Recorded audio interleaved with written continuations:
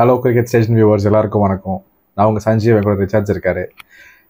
இன்னைக்கு நம்ம செக்மெண்ட் ஆரம்பிக்கிறதுக்கு முன்னாடி ஒரு சின்ன congratulations. ICC under nineteen team world cup women's team வந்து நம்ம இந்தியன் டீம் ஜெயிச்சிருக்காங்க இன்னைக்கு. ஸோ அவங்களுக்கு கங்க்ராச்சுலேஷன் சொல்லிட்டு இன்னைக்கு நம்ம நேராக வந்து ஷோக்குள்ளே போயிடலாம். இன்னைக்கு வந்து 5th T20, அதை வந்து இங்கிலாந்து வந்து ரொம்ப படுதோல்வி தான் அடைஞ்சிருக்காங்கன்னு சொல்லணும். ரொம்பவே கம்ஃபர்டபுளாக ஜெயிச்சிருக்காங்க. அபிஷேக் சர்மாவோட செஞ்சுரி, அது மாதிரி நிறைய விஷயங்கள் நம்ம பேச வேண்டியது இருக்குது. First Richards, first pitch condition கொஞ்சம் சொல்லுங்க, அதுக்கப்புறம் நேரம் அபிஷேக் சர்மாக்குள்ள போயிடுவோம். பிச் கண்டிஷன் எப்படி இருந்தது இன்னைக்கு? இது வழக்கம் போல வந்து ஒரு வான்கடையோட இந்த ரெட் சாயில் விக்கெட் தான். இதுல வழக்கமா என்ன பவுன்ஸ் இருக்கும், பேஸ் இருக்குமோ அதெல்லாமே தான் இருந்துச்சு. ரெண்டாவது ஒரு நல்ல விஷயம் என்னன்னா செஞ்சு, இன்னைக்கு மேட்ச்ல வந்து டியூவே இருக்காதுன்னு சொன்னாங்க. அது மாதிரி டியூவே வரல. அதுக்கு பதிலாக இங்கிலாந்துக்கு என்ன வைக்கணுமோ அதை வந்து அபிஷேக் சர்மா திருப்பி வச்சுட்டாரு. இப்போ வந்து நம்ம அபிஷேக் சர்மா நீங்க சொன்னதால நேரம் அவருக்குள்ளே போயிடுவோம். ஒரு பிரமாதமான செஞ்சுரி, நிறைய ஓவர் நின்று ஆடி இருக்காரு. இன்ஃபேக்ட் வந்து T20 ஃபார்மேட்ல செஞ்சுரியும் அடிச்சு விக்கெட்டும் அடுத்த முதல் பிளேயர் இவர் தான் இந்தியாவுக்கு. ஸோ சொல்லுங்க, ஃபர்ஸ்ட் அவர் இன்னிங்ஸை நீங்க பொறுமையாவே சொல்லுங்க, கேட்போம். பொதுவாக நம்ம வந்து அபிஷேக் சர்மாவை பார்க்குறப்ப அவருக்கு வந்து கொஞ்சம் நல்லா பேட்டை தூக்கி பிடிச்சிருப்பாரு, ஹை பேட் லிஃப்ட். அதனால அவர்கிட்ட ஒரு பெரிய பேட் ஸ்விங் இருக்குது. நெக்ஸ்ட் வந்து அவரோட தலை வந்து எவ்வளோ ஸ்டில்லாக இருக்குது. அவர்கிட்ட இருக்கிற இந்த அவரோட ஓப்பன் பேட் பேஸு இதெல்லாம் சேர்ந்து என்ன செய்யுதுன்னு கேட்டிங்கன்னா, நீங்கள் அவரோட ஆர்க்கில் பந்தை கொடுத்தாலோ இல்லை கொஞ்சம் வித் கொடுத்து வெளியே கொடுத்தாலோ நீங்கள் ஸ்டாண்டில் போய் தான் பந்து எடுத்துகிட்டு வரணும், வேறு வழியே கிடையாது. ஸோ அது வந்து எப்படி இருந்துச்சுன்னா, அடிச்சுட்டே இருக்கிறப்பேன் அப்படிங்கிற மாதிரி அடித்தார். ஆனால் இன்னைக்கு மாறிக்கிட்டு இருக்கிற கிரிக்கெட்ல நம்ம பார்த்தோம்னா, ஒரு ஓப்பனர்ஸ்ல வந்து பார்த்தீங்கன்னா யாரோ ஒருத்தர் வந்து இந்த மாதிரி ஒரு பிளாஸ்டரா இருக்க வேண்டிய அவசியம் இருக்குது. அப்போ அந்த பிளாஸ்டர் கிட்ட நீங்க போயிட்டு ஒரு கன்சிடென்சி எல்லாம் எதிர்பார்க்க முடியாது. நம்ம வந்து ஒரு பவர் பிளேவில் ஒரு ஆவரேஜ் பெர்ஃபார்மன்ஸ் அவங்க கொண்டு வந்தா கூட நீங்க பவர் பிளேவை வின் பண்ணிடுவீங்க. நெக்ஸ்ட் அவங்க ஒரு 10 ஓவர் விளையாடி இருந்தாங்கன்னா நீங்க மேட்ச் ஜெயிக்கிறதுக்கு 90% போயிடுவீங்க. ஸோ ஒரு பிளாஸ்டர் வந்து ஒவ்வொரு டீம்லயுமே இருக்கிறது வந்து இன்னைக்கு வந்து மாடர்ன் கிரிக்கெட்ல வந்து ரொம்ப கட்டாயமா இருந்துட்டு வருது. இப்போ நீங்க பிளாஸ்டர்னு சொன்னதால ஒரு சின்ன கேள்வி கேட்கிறேன். அபிஷேக் சர்மா இந்த 4 மேட்சா பெரிய ஸ்கோர் அடிக்கல, அப்போ வந்து அவரோட டெக்னிக்கல் ஃபால்ட் எல்லாம் எதுவும் இல்லைன்னு சொல்ல வரீங்களா? இல்ல, அப்படிலாம் எதுவும் கிடையாது. நீங்க வந்து என்னன்னா, ஒரு பிளாஸ்டர் கிட்ட வந்து நீங்க எதிர்பார்க்கக்கூடியது வந்து கேம் பிரில்லியன்ஸ் இருக்கா அப்படிங்கிறது மட்டும்தான் நீங்க பார்க்கணும். ஏன்னா அவங்க விக்கெட்டை ரொம்ப ரிஸ்க்ல வச்சுதான் அவங்க விளையாடுறாங்க. அதுல எங்கேயாவது அவங்க சின்ன சின்ன புத்திசாலித்தனம் கட்டுறாங்களான்னு பார்க்கணும். இன்னைக்கும் நம்ம அவர்கிட்ட என்ன பார்த்தோம் அப்படின்னு பாத்தீங்கன்னா, அவருடைய டெக்னிக்கலா அவர் நல்லா தான் இருக்காரு. அவருடைய இண்டிவிஜுவல் கேம் பிரில்லியன்ஸ் எப்படி இருந்துச்சுன்னு நம்ம பாக்குறப்ப, அவருக்கு லைசன்ஸ் இருக்கிறப்ப பாத்தீங்கன்னா ஃபுல்லா போனாரு. எப்படின்னா வித்து கொடுத்தா அவர்கிட்ட இருக்கிற அந்த ஓப்பன் பேட் பேஸ் கத்தி மாதிரி இருக்கு. சீவுனாருன்னா ஸ்டாண்ட்ல தான் இருக்குது. ரெண்டாவது ஆர்க்ல இருந்தாலும் சரி அப்படிதான் ஸ்டாண்ட்ல தூக்கி வச்சுட்டாரு. ரெண்டாவது இன்னைக்கு ஒரு ஸ்ட்ரைட் டிரைவ் கிரவுண்ட்ல ஆடி ஒரு போட்டோவுக்கு ஒரு போஸ்ட் கொடுத்துருப்பாரு. அப்படி அதனால அவருக்கு பந்தோட லைன் லென்த் எப்படி இருக்கோ அதுக்கு தகுந்த மாதிரி விளையாடுறாரு. எல்லா பாலையும் நான் தூக்கி அடிப்பேன் அப்படிங்கிற மாதிரி ஒரு ஐடியாவில் அவர் இல்லை. ஒன்ஸ் வந்து அவர் 10 ஓவர்ல வந்து செஞ்சுரி அடிக்கிறாரு. அடிச்சதும் அடுத்து நீங்க பாத்தீங்கன்னா பிரைடல் கார்ஸ் கொஞ்சம் நல்லா போயிட்டு இருக்கு அவரோட ஸ்பெல்லு. அங்க கொஞ்சம் அப்படியே வந்து அபிஷேக் சர்மா ஸ்லோ ஆகுறாரு. அந்த இடத்துல அவர் காட்டுற பிரில்லியன்ஸ் என்னன்னு பாத்தீங்கன்னா, Jamie Overton and Adil Rashid இவங்க குறைந்தபட்சம் 2 பேரும் சேர்ந்து இல்லங்காம ஒரு 2 ஓவர் அல்லது 3 ஓவருக்கு வர வேண்டிய தேவை இருக்கு. நான் வந்து அவங்களுக்காக வெயிட் பண்றேன் அப்படின்னு பாக்குறாரு இவர். இதுக்காக அவர் அப்படியே கொஞ்சம் ஸ்லோவான காரணத்தினால ஜோஸ் பட்லர் என்ன செய்யறாருன்னு பாத்தீங்கன்னா, அவரு வந்து அடுத்த ஆர்ச்சரு, நெக்ஸ்ட் வந்து பாத்தீங்கன்னா அவங்களுடைய பிரைடல் கார்ஸ் இப்படியே போறாரு. இவங்களை பதுக்கி பின்னாடியே எடுத்துட்டு போறாரு. அப்ப கடைசி வரைக்கும் வெயிட் பண்ணதுக்கு ஒரு இதா வந்து யூஸா வந்து ஆதில் ரஷீத் வந்து மறுபடியும் ஒரு கையில சிக்கிறாரு. அப்படி சிக்கிறப்ப என்ன பண்றாருன்னா, அதுலயும் வந்து ஒரு 2 சிக்ஸரை எடுத்துக்கிட்டு தான் வந்து விக்கெட்டை கொடுக்குறாரு. இன்னொன்னு, ஒரு ஓப்பனர் 18வது ஓவர் வரைக்கும் சஸ்டெயின் பண்ணி விளையாடி இருக்காரு. அவ்வளவு அதிரடியா விளையாடி ஒரு 53 பந்துக்கு 135 ரன், 13 சிக்ஸர் அண்ட் 7 பவுண்டரி, இதுலயே செஞ்சுரி தாண்டிட்டாரு.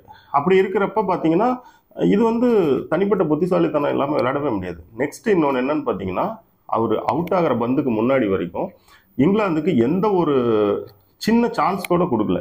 இன்னும் கொஞ்சம் அவர் எந்த அளவுக்கு புத்திசாலித்தனமா இருந்தாருன்னு சொல்லணும்னா, 4th மேட்ச்ல ஆதில் ரஷீத் பந்தை வந்து நல்லா ஆஃப் சைடு வெளியே கொடுத்து அபிஷேக் சர்மாவை அதை தூக்கி mid wicket and Kaur corner side leg சைட்ல அடிக்க வைக்கிறதுக்கு பண்ணாரு. அதே மாதிரி அடிச்சு கேட்ச் கொடுத்துட்டு போனார்.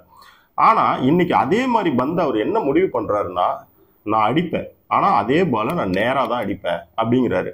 இன்னொன்னு என்ன செய்யறாருன்னு பாத்தீங்கன்னா, நான் ஒன்று கிரீஸ்ல இருந்து ஒன்று அடிப்பேன், அப்படி இல்லைன்னா ஸ்டெப் அவுட் பண்ணி ஒன்று அடிப்பேன், ஆனால் நான் நேராக மட்டும்தான் அடிப்பேன் அப்படின்னு ஆதில் ரஷீத்தை ட்ரீட் பண்ணார்.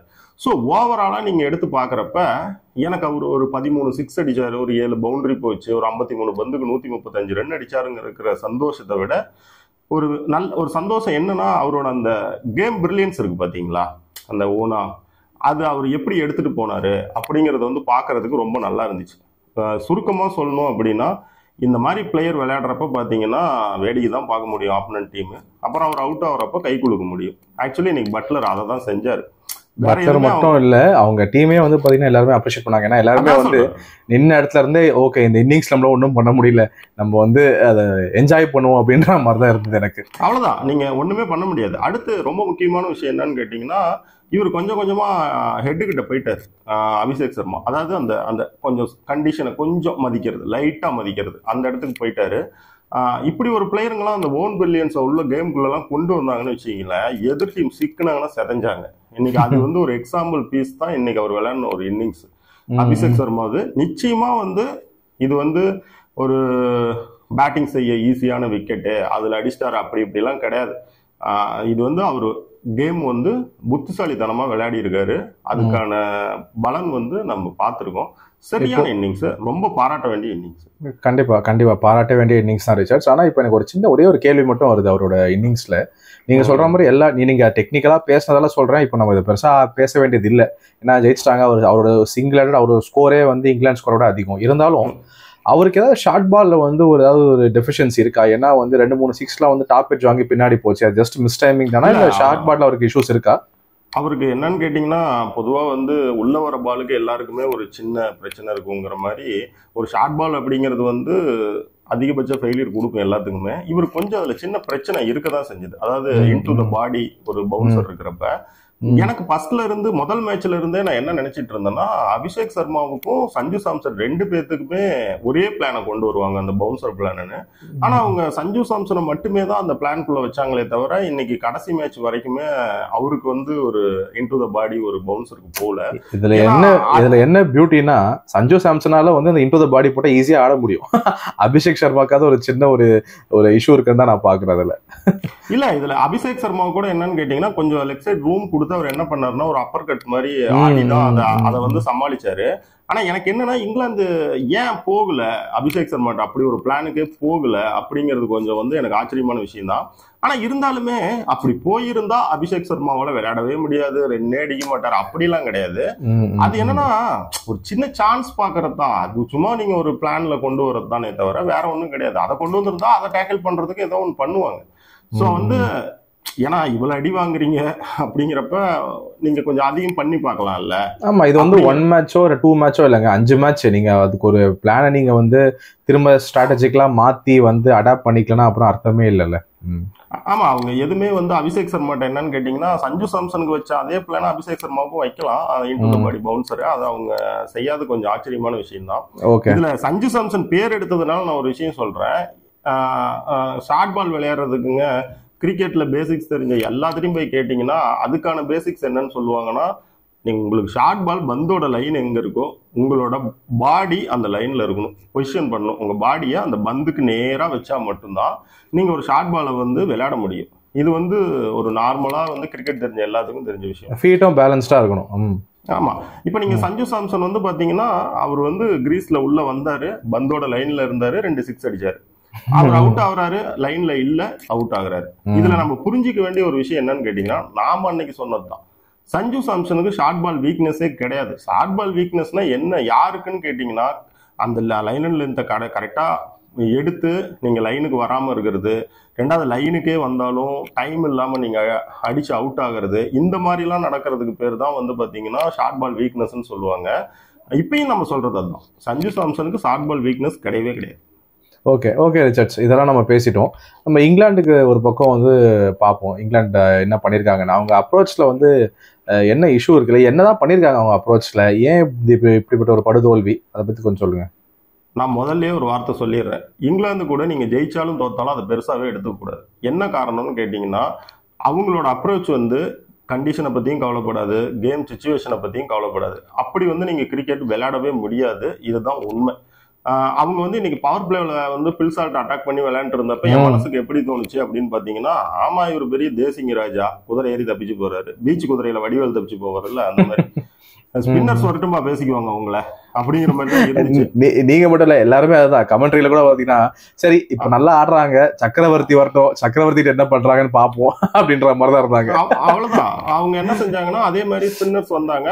வந்ததும் இந்தப்பா வரும் உனக்கு ஒரு 2 விக்கெட், அப்புறம் யாருப்பா அபிஷேக் என்ன இன்னைக்கு உனக்கு ஸ்பெஷல் டே தம்பி, அவங்க இங்கிலாந்து பிரதமர்லாம் வந்திருப்பாரு போல, அப்புறம் இன்னும் பெரிய பெரிய இந்திய தலைகள் எல்லாம் இன்னைக்கு சங்கமிச்சிருந்தாங்க, சிந்தா இன்னும் ஒரு 2 விக்கெட்டும் வச்சுக்கோ உனக்கு அப்படிங்கிறதுக்காக அதையும் வாரி கொடுத்துட்டு, இதுல ஒரு பெரிய காமெடி என்னன்னு கேட்டீங்கன்னா, நான் வந்து அபிஷேக் சர்மா அடிச்ச ஸ்கோரை கூட அடிக்க மாட்டேன்னு வெளில போறாங்க. அதாவது கிரிக்கெட் வந்து நான் மறுபடியும் சொல்றது தாங்க, நீங்க வந்து கண்டிஷன் சிச்சுவேஷன் இந்த ரெண்டுக்கும் நீங்க வேல்யூ பண்ணலன்னா முடியவே முடியாது. இது வந்து எப்படின்னா, ஒரு பேச்சுக்கு நான் சொல்றேன், கிரிக்கெட்டுக்கு நீங்க ஒரு எப்படின்னா ஒரு சும்மா சாதாரணமா ஒரு தரம் இல்லாம நீங்க கிரிக்கெட் விளையாட முடியுமா? அந்த மாதிரிதான். அந்த மாதிரி இது வந்து ஒரு விதி. அதுக்குள்ள நீங்க அடாப்ட் ஆனாதான் நீங்க ஏதாவது ஒண்ணு செய்ய முடியும். இப்ப இன்னைக்கு அதிரடியா விளையாண்டாலுமே அதுக்கு ஒரு பிளான் கொண்டு வந்து விளையாண்டாரு இல்ல அபிஷேக் சர்மா, அந்த மாதிரி இருக்கணும். நான் எல்லா பாலையுமே அடிப்பேன் அப்படிங்கிற ஒரு இதுல போனீங்கன்னா உங்களால நிச்சயமாவே எதுவும் பண்ண முடியாது. நான் அந்த காரணத்தினாலதான் சொல்றேன், இந்த மாதிரி ஒரு இங்கிலாந்து டீம் கூட ஜெயிக்கிறதே நீங்க பெருசா எடுத்துக்காதீங்க. அது எப்படி சொல்ல வரேன்னா, இந்த வெற்றியில எங்களுக்கு வந்து இதெல்லாம் கிடைச்சிருக்கு, நாங்க அதெல்லாம் பார்த்துருக்கிறோம் அப்படிங்கிற மாதிரி அதை நம்ம பெருசா எடுத்துக்க கூடாது. எந்த டீம் வந்து கண்டிஷனுக்கும் கேம் சிச்சுவேஷனுக்கும் அடாப்ட் ஆகி விளையாடுறாங்களோ அவங்க கிட்ட நம்ம தோக்கிறது ஜெயிக்கிறதுல அப்பதான் நம்மளோட பலம் என்ன பலவீனம் என்னங்கிறது கரெக்டா போக முடியும். ஒரு சிம்பிள் உதாரணம், பென் ஸ்டோக்ஸ் வந்து இங்க ஒரு 5 மேட்ச் டெஸ்ட் சீரிஸ் விளையாடுறதுக்கு வராரு, நம்ம 4-1 அடிச்சோம், ஆனா நம்ம நியூசிலாந்து கிட்ட தோத்தோம்ல. ஏன்னா அந்த துவத்த 4 மேட்ச்லயுமே பாத்தீங்கன்னா இங்கிலாந்து பாத்தீங்கன்னா எல்லா மேட்ச்லயும் இருந்தாங்க உள்ளார. அதாவது ஜெயிக்கிறதுக்கான ஒரு வாய்ப்பு, நல்ல சான்ஸ் அந்த மேட்சுக்குள்ள இருந்துச்சு. ஆனா அவங்க விடாப்புடியா போய் விளையாண்டுதான் அந்த மேட்ச் ஒவ்வொரு தடவையும் லூஸ் பண்ணாங்க. சோ அதனால வந்து என்னன்னா, இவங்க இங்கிலாந்து வந்தெல்லாம் அது எப்படின்னு வச்சுக்கோங்களேன், இவங்களுக்குன்னு ஒரு பிச் இருக்குங்க, சும்மா ஃபைபர்ல செஞ்ச மாதிரி ஒரு பிச் இருக்கும், சும்மா அப்படியே போட்டா பல பலன்னு இருக்கணும். பிச்சு கொடுத்தீங்கன்னு வச்சுக்கோங்களேன் 350 ரன் அடிப்பாங்க 20 ஓவருக்கு. அதே வந்து பிச்சில் ஏதாவது சின்ன ஒரு உயிர் இருந்துச்சுன்னா அவங்களுக்கும் பிச்சுக்கும் சண்டை வந்துடும், வெளியன்னு போயிடுவாங்க. அவ்வளவுதான். ஓகே ரிச்சர்ட்ஸ், இது வந்து நீங்க வந்து தெளிவா சொல்லிட்டீங்க அந்த மாதிரி அவங்க அடாப்ட் ஆகலை அப்படின்னு. ஸோ ஒன் டே சீரீஸ்ல என்ன பண்றாங்க நம்ம பொறுத்து பார்ப்போம். ஆனால் அதுக்கு முன்னாடி வந்து நம்ம ஜெய்ஸ்வால் அபிஷேக் சர்மா அப்படின்ற எனக்கு ஒரு கொரண்ட்ரம் இருந்துட்டே இருக்கு. அதாவது வந்து ஜெய்ஸ்வால் வந்து லாஸ்ட் இயரோட ஒரு இன்ஃபார்ம் பேட்ஸ்மேன் இந்தியாவுக்கு, மேஜர்லி டெஸ்ட்டுக்கு, ஆனால் ஒரு இன்ஃபார்ம் பேட்ஸ்மேன். இப்போ வந்து சாம்சனுக்கு வந்து ஒரு எக்ஸ்டர்னல் ரன் கொடுத்துருக்காங்க, ஜெய்ஸ்வாலுக்கு வந்து அவரை வந்து இப்போ சாரி நம்ம அபிஷேக் சர்மா இப்போ இன்னிங்ஸ் இப்போ அடிச்சிருக்காரு, மெச்சூரிட்டி வேற காமிச்சிருக்காரு. இப்போ இந்த 3 பேர்ல யார் 2 ஓப்பனர் நம்ம வேர்ல்ட் கப்புக்கு, நடுவில் 2 IPL சீசன் இருக்கு வச்சுக்கோங்களேன், பட் யார் அந்த 2 பேர் இருப்பாங்க ஓப்பனிங்க்கு? இப்போ ஒரு விஷயம் என்னன்னு கேட்டீங்கன்னா, சஞ்சு சாம்சனை வந்து நீங்க ஓப்பனரா வைக்க வேண்டிய தேவை வந்து ரொம்ப அதிகமா இருக்கும். ஏன்னா அவர் வந்து விக்கெட் கீப்பர். ஒருவேளை நீங்க சஞ்சு சாம்சனை விளையாட வைக்கலன்னா நீங்க உங்களோட பிளேயிங் லெவல்ல புதுசா ஒரு விக்கெட் கீப்பரையும் கொண்டு வர தேவை உருவாகுது. அப்ப வந்து உங்களுக்கு டாப் 4ல வந்து பாத்தீங்கன்னா நீங்க கொண்டு வர விக்கெட் கீப்பரை வைக்க முடியாது. அப்ப டாப் 4 கீழே தான் வைக்கணும்னா இப்போ உங்களோட எல்லா திட்டங்கள்லயும் ஒரு அந்த பேட்டிங் யூனிட்ல ஒரு பெரிய சேஞ்சஸ் ஆகும். இப்ப ரிஷப் பண்டையே கொண்டு வரீங்க, ரிஷப் பண்டை தான் கொண்டு வருவாங்க, ஓகேங்களா? அப்படி கொண்டு வந்தா அவரை கொண்டு வந்து நீங்க 5 எல்லாம் வச்சு விளையாடுறதுக்கு விளையாடாமே இருக்கலாம்ல, புரியுதுங்களா? அவரெல்லாம் டாப் ஆர்டர்ல வச்சு அவர் என்ன செஞ்சாலும் அங்கேயே பண்ணிட்டு போப்பாங்கிற மாதிரி தான் அனுப்ப முடியும். அப்படி இருக்கிறப்ப நீங்க பாத்தீங்கன்னா சஞ்சு சாம்சன் கட்டாயம் விளையாடணும் அப்படிங்கிற ஒரு சிச்சுவேஷன் தான் இருக்குது. அந்த மாதிரி அடுத்து அந்த பக்கம் போய் பாத்தீங்கன்னா அபிஷேக் சர்மாவை வந்து ஒரு 3rd ஓப்பனரா ஒரு பேக்கப்பா கொண்டு வர்றதுக்கான ஒரு சான்சஸ் இருக்கும். அது நம்ம ஏற்கனவே சொல்லியிருப்போம், அப்படி இருக்கிறதுக்கு ஒரு சான்ஸ் இருக்குன்னு சொல்லியிருக்கோம். சோ நீங்க சொல்றது என்னன்னா சாம்சன் அண்ட் ஜெய்ஸ்வால் தான் ஓபன் பண்ணுவாங்கன்னு சொல்ல வரீங்க வேர்ல்ட் கப்? இல்ல, அப்படின்னு ஒரு சூழ்நிலை இருந்துச்சு, புரியுதுங்களா? அதுதான் மேலோட்டமா நமக்கு தெரிஞ்சுது. இப்ப என்னன்னு பாத்தீங்கன்னா இவர் இப்படி ஒரு இன்னிங்ஸ் எல்லாம் விளையாடி காட்டுறாரு. அதாவது என்னன்னா புத்திசாலித்தனம் காட்டியிருக்காரு, புரியுதுங்களா? அப்ப இத வந்து கிரிக்கெட் தெரிஞ்சவங்கன்னா அப்ப அங்க இருக்கிற எல்லாரும் கிரிக்கெட் தெரிஞ்சவங்க தான், இதெல்லாம் சேர்த்து தானே பார்ப்பாங்க. கண்டிப்பா நீ எவ்வளவு வேகமா ரன் அடிச்சுங்கிறதையும் பார்ப்பாங்க, நீ எப்படிப்பட்ட மாதிரி ஒரு பிரில்லியன்ஸ் காட்டின, இந்த மெச்சூரிட்டி வந்து எப்படி நீ வந்து கடைசி வரைக்கும் ஆடின எல்லாமே பார்ப்பாங்க. அப்ப இப்ப வந்து என்னன்னா இவங்க 3 பேத்தையுமே வந்து ஒரு 15 மெம்பர் ஸ்குவாடுக்குள்ள ஜெய்ஸ்வால், அபிஷேக் அண்ட் சஞ்சு சாம்சனை கொண்டு வந்தாலுமே செலக்டர்ஸ்க்கு ஒரு மாதிரி ஒரு தலைவலி கம்மியானாலுமே இந்த பக்கம் வந்தீங்கன்னா சூர்யா அண்ட் கம்பீருக்கு ஒரு தலைவலி இருக்கும். டே 2 பேத்துல யாரப்பா இறக்குறது அப்படிங்கிறது. ஏன்னா ஜெய்ஸ்வாலுங்கிறது வந்து சும்மா இல்லை. அது வந்து எப்படின்னு கேட்டிங்கன்னா இந்தியன் கிரிக்கெட்டை ஒரு அடுத்த 10 வருஷத்துக்கு நீங்க அடிக்கடி உச்சரிக்க போற ஒரு பேட்டிங் யூனிட்ல ஆமா இருக்க ஆமா ஆமா நம்மளை பொறுத்த வரைக்கும் அவர் தான் உண்மையான prince actually of Indian cricket. ஆமா. சோ வந்து அது வந்து ஒரு பெரிய தலைவலி, புரியுதுங்களா நீங்க. ஆனா இன்னொரு மிக முக்கியமான விஷயம் இருக்கு. என்ன வேணா செய்யுங்க, பவர் பிளேவை யூஸ் பண்ற இடத்துல உங்க பிளாஸ்டரை வைக்காம அபிஷேக் சர்மாவெல்லாம் கொண்டு போய் எங்கேயாவது நீங்க நம்பர் 3 எல்லாம் போடுற மாதிரி இருந்தா அவர் விளையாடவே வைக்க கூடாது. இல்ல அதுதான் நம்ம எனக்கு என்னன்னா அவர் கம்பீர் வந்து அவரோட கன்வென்ஷனல் இந்த ரைட் லெஃப்ட் காம்பினேஷன் வந்து மாத்த மாட்டாருன்னு தான் தோணுது. அதனால வந்து எப்படியும் சாம்சன் ஒரு பக்கம் நிப்பாரு, இன்னொரு பக்கம் அது ஜெய்ஸ்வால் இல்லைன்னா அபிஷேக் சர்மா, இப்படிதான் வந்து அவங்களோட காம்பினேஷன் இருக்கும்னு என்னோட ஒரு சின்ன ஒரு கட் ஃபீல் இருக்கு. பட் நடுவில் நம்ம ஏற்கனவே சொன்ன மாதிரி 2 IPL இருக்கு, நிறைய மேட்சஸ் இருக்கு, அதெல்லாம் பொறுத்து இருந்து தான் பார்க்கணும் ஆக்சுவலி. ஆமாமா. இதுல நமக்கு என்னன்னு கேட்டீங்கன்னா ஓவராலா ஒரு சந்தோஷம், ஒரு வருத்தம். அது என்னன்னு கேட்டீங்கன்னா அபிஷேக் சர்மா நான் வந்து ஒரு சும்மா ஒரு ஸ்லாகர் மட்டும் இல்லப்பா, வந்தா அப்படி சுத்திட்டு போகணும்லாம் கிடையாது, எனக்கும் எல்லாம் தெரியும் அப்படிங்கிற மாதிரி இன்னைக்கு ஒன்று விளையாடி இருக்காரு. அது எந்த டீம்ல இருக்கிற எந்த பிளேயர் விளையாடினாலும் நமக்கு பிடிக்கும். அதாவது நீங்க அந்த வகையில தான் நமக்கும் பிடிக்குது இன்னைக்கு. ரெண்டாவது எனக்கு இங்கிலாந்து மேல இருக்கிற வருத்தம் என்னன்னாங்க, ஒரு டீமை கலாய்க்கணும், ஒரு மாதிரி தரகுறவா பேசணுங்கிறதெல்லாம் நம்மளோட ஐடியாவே கிடையாது. நமக்கு எப்படின்னா அப்பா நீ ஒரு 200 ரன் நீ அடிக்கிற அளவுக்கு இருந்தா கூட ஒரு அக்கு பக்குன்னு ஒரு இது இருக்குல்ல, டே என்னடா அடிச்சிருவாங்களா அப்படி அப்படின்னு ஒரு ஃபேன்ஸ் எல்லாம் அப்படி ஒரு மாதிரி பார்த்துட்டு இருப்பாங்க. சோசியல் மீடியா ஒரு மாதிரி இருக்கும்ல, அந்த ஒரு ஃபைட்டு கொடுக்காம போறாங்க. ஒரு பெரிய டீம் இருக்கிறதே 7 டீம் தான், அதுலயும் ஒரு டீம் வந்து இப்படிப்பட்ட ஒரு அணுகுமுறையை வச்சுட்டு எல்லா மேட்ச்லயும் போயிட்டு குத்து வாங்கிட்டு இருந்தா எப்படி? அது நல்லா இருக்காது. அதுதான் நமக்கு இருக்கிற வருத்தம். அவங்க நல்லா விளையாடணும்னு ஆசைப்படுறோம், அவ்வளோ. Okay okay Richards, fine.